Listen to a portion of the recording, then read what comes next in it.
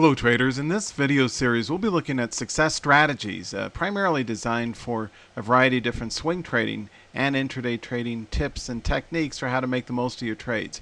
We're going to start off by looking at J. Wells Wilder's average directional index or ADX and the right way to trade it. So that's going to be our featured video tip using both FAZ as well as the dollar CAD for the Forex traders and how to use that indicator the right way. There's a lot of misconceptions on how to use it, so I wanted to clear the air based on my own real money trading success and how you actually want to use the ADX. So let's go ahead and get started.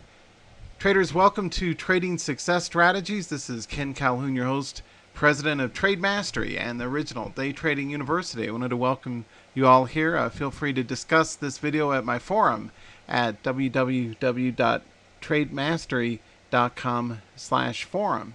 And I'll be happy to answer questions, and you can share insights with your fellow traders. A really good community-based approach to discussing effective professional trading strategies that can really help you turn the corner.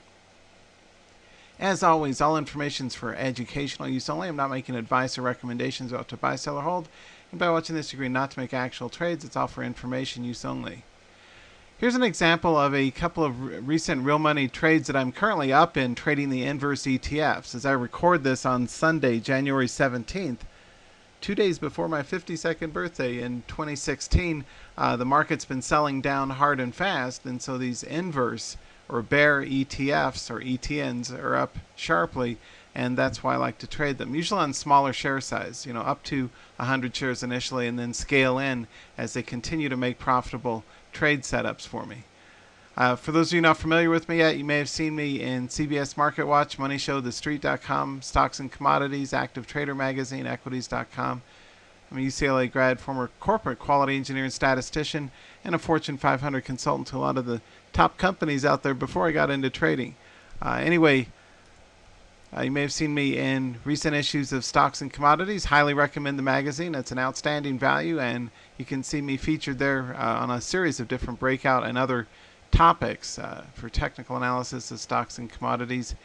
I've been featured in CBS Market Watch even back in 2001, many years ago, as well as a featured premium speaker at the Money Show Traders Expos, and I highly recommend those. This was from February 2015, and it was nice to be a featured speaker there as well. Usually at the the Las Vegas events. I'll occasionally do New York show. Anyway, in this episode, let's jump right into it. The problem that a lot of traders have is they overtrade choppy charts, and Wilder's average directional index is one of the few indicators that I like to use to keep me out of trouble and focus instead on the best high velocity or high volatility instruments. Now, the ADX indicator is typically one in which you'll also see a plus and minus directional index lines, so that there's usually 3 lines down here, but I found that it's much more effective to just use a single red ADX signal.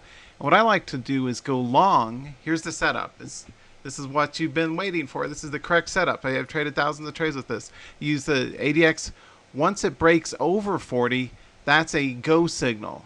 Most of the educators out there aren't even real traders, and many of them are idiots, and they say it's oversold if it goes over 30 or 40. No, nothing could be further from the truth. The correct way to use the ADX, at least how I use it professionally, is the setup is go long 50 cents above the high of the day in which the ADX flashes long over 40. So if the ADX breaks over 40, it comes from below, it breaks out over 40 as it did right here. Okay, you can see there's 40, it broke over the 40, and so now we're looking for a price action signal above that. So anytime it breaks at least 50 cents or so above that, whether you got in here or got in on the gap continuation, that's usually a really good high velocity, high momentum entry to consider taking. Now, the reason that the ADX works so well, and generally I do not like oscillation indicators. I don't use MACD or stochastics or RSI or any of that.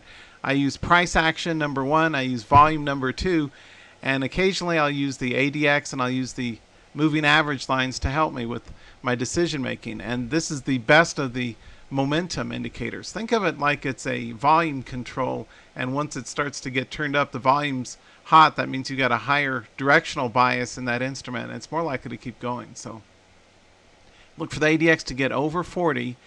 And I use 40 for stocks, I use 30 for Forex, okay? And we'll look at a Forex chart in just a second.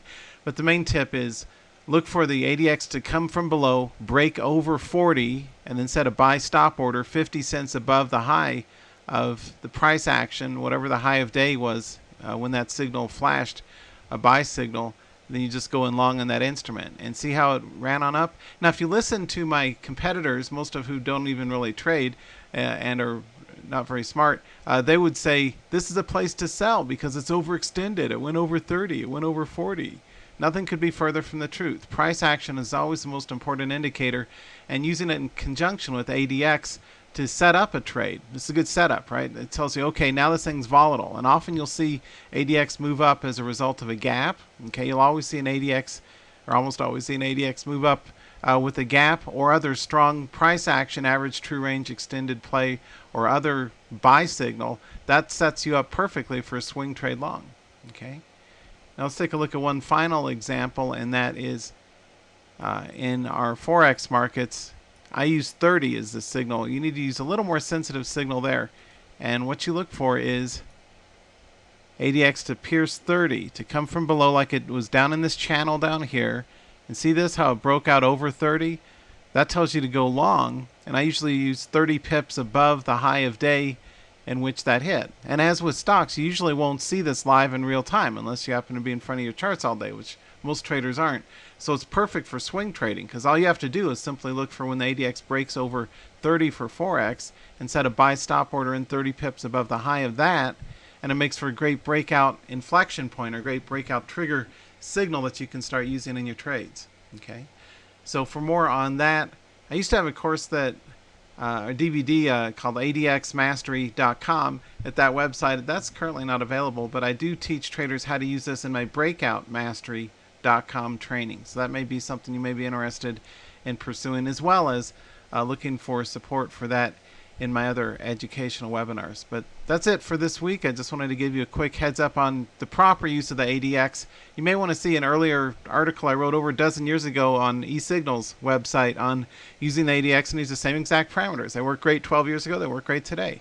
It works, and that's what you want. It's something that predicts or has a good likelihood of forecasting price action, and usually volatility along with momentum and volume and average true ranges does a good job of that. And Wilder's ADX does a perfect job of telling you when volatility is increasing.